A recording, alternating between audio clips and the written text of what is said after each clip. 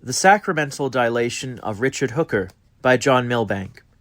Did the banishment of Catholic sacramentality in a Protestant country like England cause it to be diverted to other artistic idioms, in a return of the sublimated, as it were? And did the banishment of the religious visual cause it to migrate to the verbal, such that English literature took on a more intoxicated quality, rechanneling the visual as the more directly fantastic and remotely sublime in a manner which the verbal can more readily conjure than the artisan can manufacture or invoke? Such a thesis would seem to be an alternative to the reading of the early modern golden age of English literature as a Protestant liberation of the word as word, yielding an, after all, beneficent result from Protestant iconoclasm. In a much longer perspective, one could wonder whether the same uncertainty hovers over the text of the Bible itself, perhaps more obviously so than in the case of the Quran. Do we see here the triumph of the sober ethical word as against that of the alluring aesthetic artifact? Or do we rather see the intensification of the image, both because of its banishment and because of the attempt, after all, to figure, and perhaps for the first time to figure, the most ineffable? On this more Catholic reading of the Scriptures, their astonishingly exotic Oriental imagery can be read as that which awaits, with the Incarnation, eventual visual refiguration at the hands of a myriad painters and sculptors. The same perspective might be taken upon early modern English literature. One day Milton will be illustrated by Blake, Shakespeare by a host of Victorian painters. This was an aspect of its romanticization, which could also be viewed as its re-Catholicization, reading it backward toward the Middle Ages instead of forward toward modernity. One could speak here of a more picturesque recovery of its Baroque, emblematic, and allegorical dimension, despite the later Milton's Protestant and classicizing intentions. In what follows, I shall try to support this diverted Catholic rather than straightforwardly Protestant reading of the English Baroque, but with reference not to a poet but to a theologian, a political theorist and consummate literary stylist, Richard Hooker. By looking at Hooker, we can see how the sacramental was diverted not only into the literary poetic, but also into that making, which was a drastic new and semideliberate building of the political-ecclesial community, required in the wake of the Reformation rupture.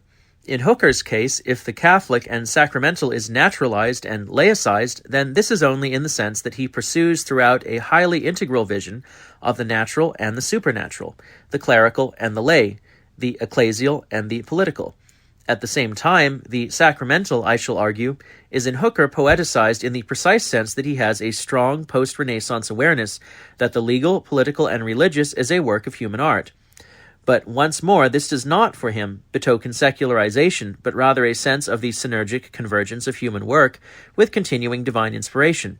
This convergence is explicitly seen by him as a participation in a divine coincidence of thinking and contriving in the case of the Trinity, and it is upon this account of participation that his notion of all legality, natural, political, and canonical, is based. But for Hooker, the participatory so conceived necessarily implies the approximate and benignly obscure. Legal judgment is an imprescribable intuition of an appropriateness that mediates the divine beauty, while the fallen human condition has strangely led to what should be the most obvious being also the most hidden. Rediscovering hidden truth, Hooker is led by his perception of goodness and beauty against the middling plain speech of the Puritans, at once to trust both folkways and high culture, which he confessedly believes to have fallen into decay. These circumstances require that Hooker's writing stylistically perform just the theses that he is haltingly proposing. Thus, his work is characterized by a metaphysical prose full of graphic expressions and dark hints that themselves compose a sacramental poetry. In effect, Hooker responds to the theological and political crisis of his time not only by sacramentalizing the political, but also by poeticizing it, along with the religious. The latter shift implies no straightforward transfer of the sacramental from the ecclesial to the literary, just to the degree that the former shift toward a more emphatically integral mode of inherently theological politics is inseparably involved. In these ways, indeed, Hooker exhibits a paradoxical late 16th, early 17th century change toward a deeper mode of Catholicity and sacramentality within formally Protestant structures, just because of the exigencies of holding together a now isolated Christian polity, which has, after all, nothing to draw upon save the long centuries of a European Catholic past.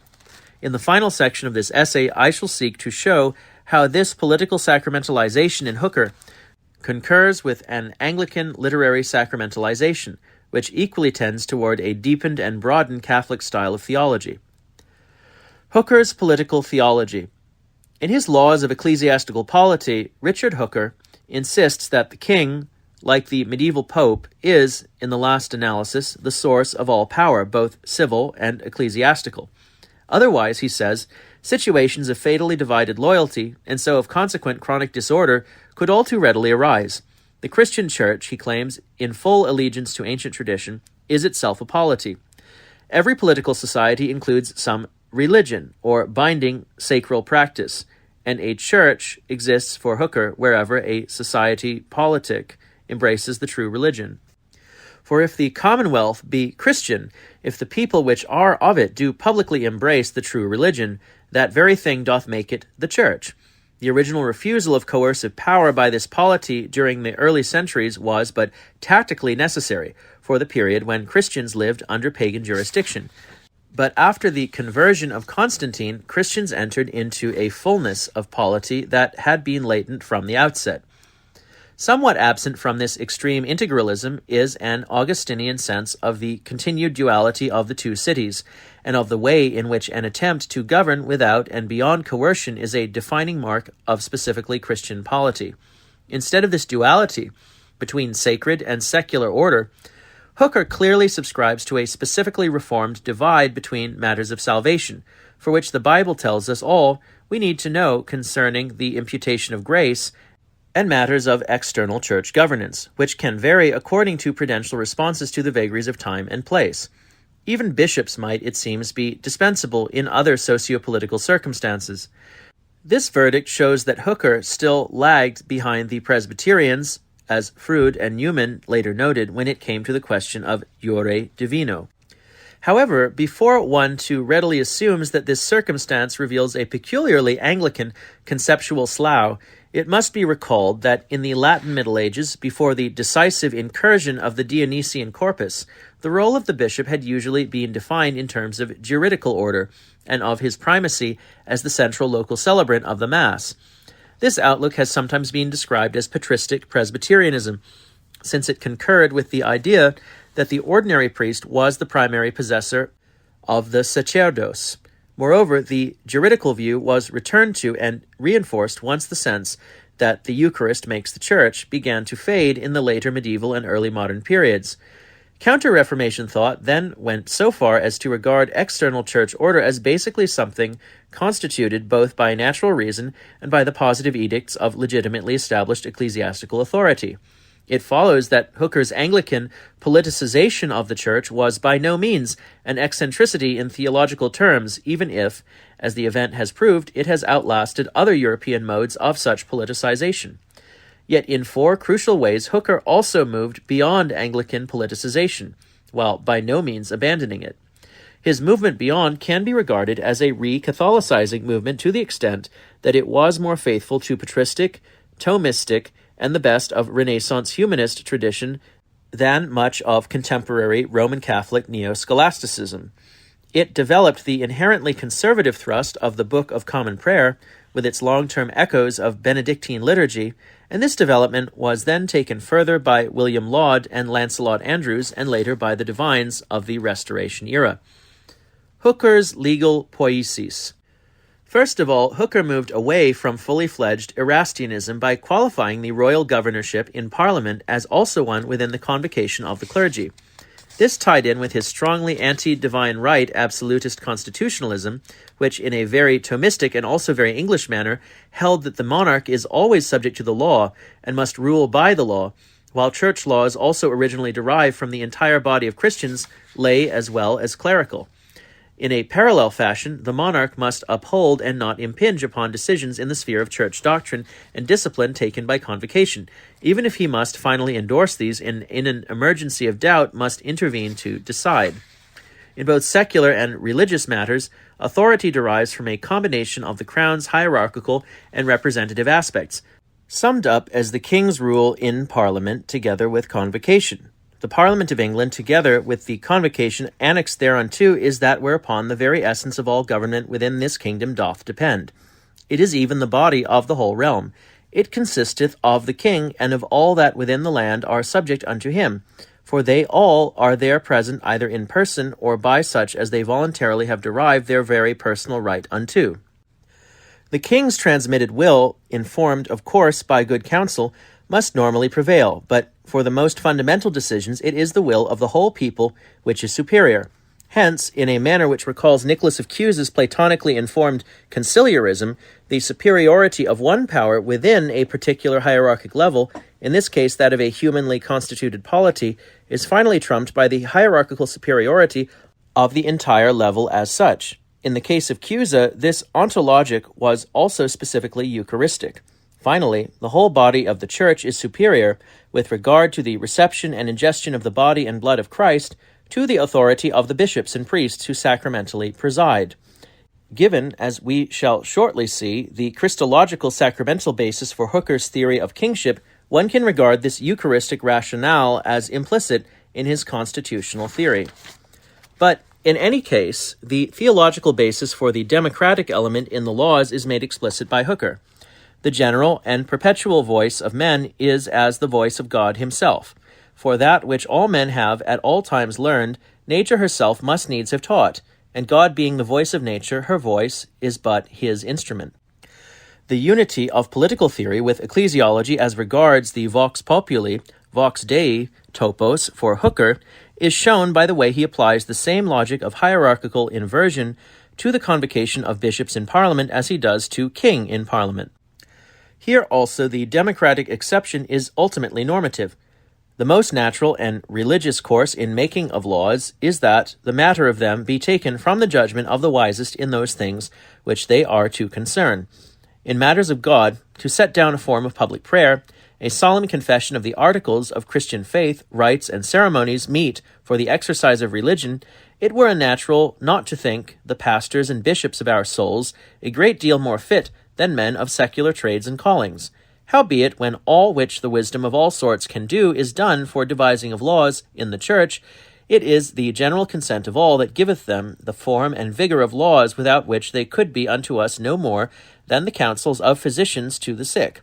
Well might they seem as wholesome admonitions and instructions, but laws could they never be without consent of the whole Church, which is the only thing that bindeth each member of the Church to be guided by them. Whereunto both nature and practice of the Church of God set down in Scripture is found, every way so fully consonant that God himself would not impose his own laws upon his people by the hand of Moses without their free and open consent. Wherefore, to define and determine even of the Church's affairs by way of assent and approbation as laws are defined of in that right of power which doth give them the right of laws. Thus, to define of our own Church's regiment, the Parliament of England hath competent authority. It follows that, for Hooker, the headship of the Church by the monarch is really justified by the primacy of the entire Church with respect to Church law, in traditional accordance with the New Testament view that the Holy Spirit exercises a promised infallibility through the vox populi mediated through its wisest representatives, who are best able to interpret it. Since the Church comprises laity as well as clergy and has a universal scope which concerns bodies as well as souls, nature as well as grace, the supreme authority normally held in reserve is the entire Church as polity, acting in its political entirety through its representatives, and so as the authority of king in Parliament. There is an intricate doctrine of double exception at work here. The people assent to the divinely ordained authority of king and bishops, and so to their normal right to guide them, and their unusual right to take exceptional decisions on the basis of equity. This latter power also involves an apparent transgression of spheres, since all men are not for all things sufficient, and therefore, given certain people in certain circumstances, an interference of the ecclesiastical with the civil, or of the civil with the ecclesiastical, can sometimes be justified. Given also that, for Hooker, the Christian polity is one subject, of which Church and Commonwealth are mere accidents, though not mere names or different senses for a single referent. In this respect, the king's right to interfere constitutes for Hooker a third transgressive prerogative, since he straddles the sacral-secular divide. The king possesses this power by double virtue of his sovereign sway over the material spiritual integrity of the realm, a property of any realm, Christian or not, for Hooker, and of his baptism, which alone for Christians renders his transcendent right to interfere tolerable. And yet, the same Hookerian principle of the non-sufficiency of all things for all men is strictly reversible, such that exception can run entirely in the other direction, from educative hierarchy to populist dispersal. In keeping with the medieval doctrine of the king's two bodies, which Ernst Kantorowicz showed to be most popular of all in England, Hooker holds that the king's authority dieth not, but is and worketh always alike. For this reason, the king's body as eternal is dispersed among his subjects, and the crown, as impersonated by judges, can adjudicate between the king in person and one of his subjects, if there is a legal cause at issue between them. Similarly, the king, as crown, may be represented in both civil and spiritual cases by others more competent to exercise his own authority than he is as an individual. Finally, the king is in effect displaced by all his subjects in the most ultimate emergency of all, a state of anarchy or of conquest, in which case the constitution of the polity through universal assent reappears to view. In this instance, all is returned to the ontologically purely human, and the more original hierarchical transmissions of divine authority through the angelic level and example as a whole to the human level of practice as a whole comes once more into play. It is in terms of this more ultimate hierarchy that one also sees the supremacy of the spiritual over the secular within the human level. All law, both natural and revealed, is for Hooker, as he goes on to declare, a participation in the being of God, which is a kind of law to his working, since that perfection which God is giveth perfection to that he doth. However, this statement can be viewed the other way round, such that Hooker distinctly provides God's working, facere, with a transcendental status convertible with his being. He affirms that all other things, therefore, do work after a sort according to a law, whereof some superiors unto whom they are subject is author. Only the work and operations of God have him both for their worker and for the law whereby they are wrought. This implies that God is not the author of the law apart from his very application of the law, since the law is so perfectly expressed by these practical applications, so entirely internal to them, that these doings are the divine law. Such a perspective is emphatically clarified when it is explained that these doings are none other than the natural, necessary, and internal operations of God, the generation of the Son, the proceeding of the Spirit, these divine personal relations being, of course, substantially at one with the divine essence. It follows that the infinite nomoi are identical with the infinite pragmata, and so Hooker reads the Trinity in terms of the idea that the specifically legal rendering of means as suitable to the ends sought characterizes even the Godhead, which thing doth take place in the works even of God himself, internal as well as external, as Hooker's subsequent 3 sentences make clear. We can infer, then, that for Hooker the paternal action attains the end of spiritual love and communion through the appropriate means of the Logos, which is here taken as the divine practical reason. The natural law, as it applies to human beings, accordingly proceeds by virtue of the prudential work of reason and will as a participation in the legal life of the Trinity, which is itself, as it were, the work of God upon himself. This means that all order is rationally desired by human beings with relation to a final end, that is, the contemplation of the beatific vision of the Trinity itself, an inkling of which, however, only revelation supplies. Hooker subtly indicates that this rational desiring takes the form of a participation in the Trinitarian coincidence of intelligere with facere by invoking the uncreated created Sophia of Proverbs, who at once precedes and guides all rational works and yet is herself made, and who can be taken either as the intradivine Logos or as some sort of intracosmic world soul. The Lord possessed me in the beginning of his way, even before his works of old. I was set up, etc. Proverbs 8:23. He here treats personified wisdom in the first sense, and so speaks of the Logos as that law which hath been the pattern to make, and is the card to guide the world by. The word card here perhaps indicates also the created wisdom, besides an inclusion of the Logos incarnate, see further below, since it suggests an apparently random play of a card from the cosmic deck which is final, unanswerable, and decisive. But in all 3 cases, the definition of wisdom is given in terms of an ambiguity of predication that is strictly true to the double import of the quotation from Proverbs. Is the law the pattern of making, or is the law itself the pattern that must be made? It is, of course, both.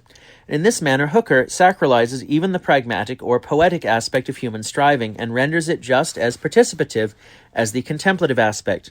For the laws of well-doing are the dictates of right reason, as he later says, again with studied ambiguity of predication, since reason is the director of man's will by discovering in action what is good. Human beings simultaneously construct and think, but in both respects they can only be fully guided toward their true end when this end is revealed to them. Indeed, the revelation of this end, of the divine logos as intelligere facere, is, in one respect, the revelation of how human historical self-making and human growth in theoretical insight perfectly belong together. Hence, even though the final supernatural end of Trinitarian contemplation exceeds our natural striving and must be revealed to us, it nonetheless fulfills our hidden natural capacity. Complete union with him must be according to every power and capacity of our minds to receive so glorious an object. Capable we are of God both by understanding and will. The human will, by virtue of its very nature, seeks a triple fulfillment: sensual, intellectual, and spiritual and divine. This last consisting in those things whereunto we tend by supernatural means, but cannot attain here unto them. In contrast to Cajetan or Francisco Suarez, therefore, but in agreement with Aquinas, Hooker recognizes but one supernatural end of all human striving, including political striving. Again, in agreement with Aquinas, he argues apologetically from the incompleteness of nature to the paradoxical natural requirement of a supernatural completion. Our desire for spiritual felicity, being natural, is also in that degree of earnestness whereunto nothing can be added. And is it probable that God should frame the hearts of all men so desirous of that which no man can obtain? It is an axiom of nature that natural desire cannot utterly be frustrate. This natural desire of human beings is quite other to mere curiosity about the character of the final cause, since for Hooker it is a kind of romantic longing, after a one cannot say what. Man doth further covet, yea, somewhat above capacity of reason, somewhat divine and heavenly, with which hidden exultation it rather surmiseth than conceiveth. Somewhat it seeketh, and what that directly is it knoweth not, yet very intentive desire thereof doth so excite it, that all other known delights and pleasures are laid aside. They give place to the search of this only suspected desire.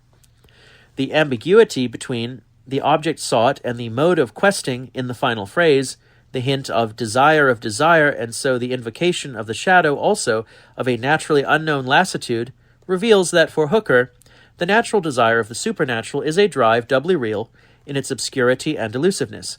There is for him a known experience of a seeking for something unknown, and yet felt to be more fundamental than anything else, and even a seeking after the fleetingness of this very experience. At the same time, Hooker sees revelation as a partial salve for this habitual frustration, for it is the self-recording of revelation in the words of Scripture and tradition which renders the hidden apparent and renders the naturally luminescent, but to us obscure once again sufficiently clear. We can conclude that Hooker regards all law as a participation in the revealed triune character of God, and insists that natural law is itself incomplete unless it is fulfilled by supernatural law. This ontological priority, set out in the first book of the Laws of Ecclesiastical Polity, must therefore also be taken as a hermeneutic key for reading the rest of the book. Hooker, in fact, clearly works the transition from his account of the nature of law to his lengthy critical polemic against the Puritans in terms of that aspect of the law of nature which inclines all people to some bond of association. Here the political equivalent of the natural drive to the supernatural which he has just enunciated is that the Church, as a society supernatural, has the self-same grounds which other politic societies have, namely, the natural inclination which all men have to sociable life, and consent to some certain bond of association, which bond is the law that appointeth what kind of bond they shall be associated in. Although the Church is a society of supernatural origin, it is still, like any possible human society, one which only exists by fulfilling a natural desire for association. But in the case of the Church, this is a self-exceeding desire for association with God, angels, and holy men. If the law of nature is only fulfilled in the law by which we are conducted to supernatural felicity, then it follows that the law of natural political association is only fulfilled in the law of supernatural association. For Hooker, in consequence, since the English state is also a church, it cannot fully be a just state, a state of truly human natural association, without being a church. Its church aspect therefore holds a governing and judging priority. And though the monarchic power is supreme as regards the externality of church government, and even as regards its entire ultimate unified integrity, the priestly power is supreme as regards the interior life of the church and the spiritual striving of the whole polity toward the supernatural end of God's kingdom, which supersedes every earthly one. In this respect, it is important that the anointing of kings does not, for Hooker, accord them any sacerdotal power, and he says that, strictly speaking, we cannot say kings do make, but that they only do place bishops. He further elaborates this point to the effect that by the dependency of the episcopacy on the monarchy, it is not meant that either the king did first institute or that he doth confer and give the grace of ecclesiastical presidency, but only add unto it exercise by the furtherance of its supereminent authority and power without the predominant concurrency whereof spiritual jurisdiction could take no effect. Men's persons could not in open and orderly sort be subject thereunto. Here we see the combination in Hooker of a strong sense of the way in which the sacramental life, as it were, diagonalizes out of the seemingly exclusive set of political practices within which it is nonetheless included. This dependent inclusion does not betoken either the subordination of the spiritual to the physical, nor yet the sacralization of the monarch and the realm of law, but rather the highly realistic recognition that no mission would be possible outside the realm of enforced law and secular order. This realism concurs with Hooker's wider and post-Renaissance sense, which he deploys against Puritan fundamentalism, that all human laws, as securing human order, including even the usages of the church, are made by human beings. We are to maintain the use of human laws and the continual necessity of making them from time to time as long as this present world doth last. Yet political realism is itself decisively mitigated by the way in which, as I shall explicate below, Hooker regards finite and fallen exigencies as belonging to what God assumed at the Incarnation. In this respect, realism has now itself been deified, and so Rowan Williams is exactly right to speak of Hooker's contemplative pragmatism, since, as I have already argued, both these aspects are for him sacralized by virtue of participation in the triune life, such that contemplation is also practical and practice is also contemplative. It is perhaps for this reason that kingship itself is to be exercised in the name of Christ, and that the rulership of the king over both aspects of the church, spiritual and physical, registers a kind of shocking reversal of hierarchical priority, as between these two aspects, brought about by God's assumption of human nature. Nevertheless, the same Christological context requires that the spiritual aspect of the church over which the king also rules must nonetheless continuously escape his rule.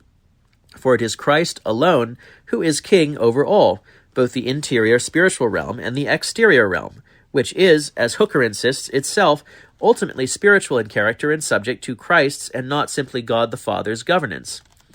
The king exerts indeed a Christological authority, but just for this reason he holds this authority by constant deference toward Christ's spiritual reign, which is mediated by the life of prayer and sacrament, enabled and guarded by the episcopacy and priesthood. By assigning the rulership of the church to the monarch, Hooker hopes strongly to insist that the God-man rules directly on earth in the spiritual sphere, and that monarchs are answerable to this not remote and yet mysterious presence. Despite his somewhat deficient sense of the church as a spiritual society, sacramental authority in Hooker is not merely internal, since through the state, and no doubt far too much through the state alone, it is linked to ruling. This can be taken as a political instance of that paradoxical emergence among Anglicans and even many Puritans of a pan-sacramentalism, in consequence of an official rejection of Roman Catholic narrow and increasingly, under the Counter-Reformation, confined sacramentalism. Thus, the spiritual supremacy of convocation amounts for Hooker also to a supremacy of the sacrum over the regnum, even in political and worldly, and therefore materially or sacramentally representative terms, since both aspects are integrally united in Parliament, which is a court not so merely temporal as if it might meddle with nothing but only leather or wool. The leather and wool are rather tangled up with the souls of the persons clothed with these materials. This supremacy is conveyed by Hooker's deployment of the figure of the triangle, the single church-state community can be considered as state to be but one side of the triangle, but as church it must be considered to be at once a side and also its base. The arrival in time of the supernatural society, as it were, stabilizes the triangle of the human societas, because the force of the incarnation is the force of gravity, which causes the sacred forever to be pulled down to earth, abolishing the relativity of the sides and rendering but one side forevermore fundamental. The absolute is now also absolutely sacramental. Yet the base also stabilizes the apex. In respect of his being the head of the church, it is the king who decides in the last instance. As the political first cause, he is the most fundamental actor at every level. Even if his power of an, as it were, miraculous and extraordinary spiritual intervention is normally held in reserve, and even though he cannot normally exercise this power except through convocation, just as he cannot exercise his secular power except through Parliament, and is himself bound by the legal decrees of both bodies. In relation to both, the king hath supreme authority and power, but against them none. And he possesses supereminent authority in commanding and in the judging of causes ecclesiastical, though only insofar as he personifies that rule of law which excludes him from judging in matters of ritual or piety, or from sitting in the consistory courts like bishops. With this notion of supereminence, Hooker here implicitly translates a Proclean Neoplatonic ontology, which he elsewhere clearly espouses, into theopolitical terms, just as Aquinas had done long before, with reference to the power of the papacy. If Hooker's transfer of this power to the monarchy seems dubious, we must remember first that he specifically denies, unlike the Norman Anonymous in the English Middle Ages, that the royal supremacy is desirable in all circumstances and on principle, and second, that Hooker is responding to a European emergency, which posterity has come to know as its general crisis. Hence, his transfer of the eminence of power, which incorporates the right of exceptional intervention in an ecclesiastical emergency from pope to king, is itself a response to exceptional circumstances and gives his entire theology the character of a thinking of emergency. So if his chosen theological topic is law, this is specifically because emergency demands that one rethink the source of normative order. Indeed, like Carl Schmitt under Weimar, Hooker is in a way arguing that the exception proves the rule, but unlike the semi-Nazi Schmitt, he links personal exception more consistently to the transcendence of equity over all legal positivity.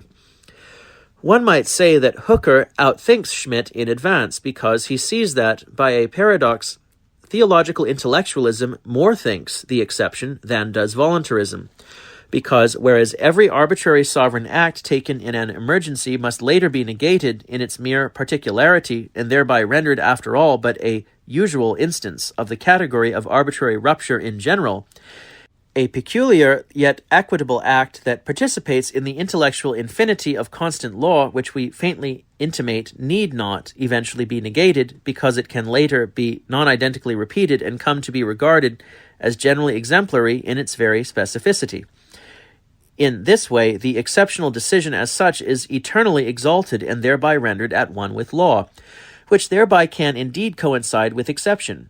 By contrast, Schmitt's voluntarist exception can only ground the law apparatically by rupturing the law, such as to ensure that the law both is and is not an exception to itself, and insofar as it is an exception to itself is not really legal.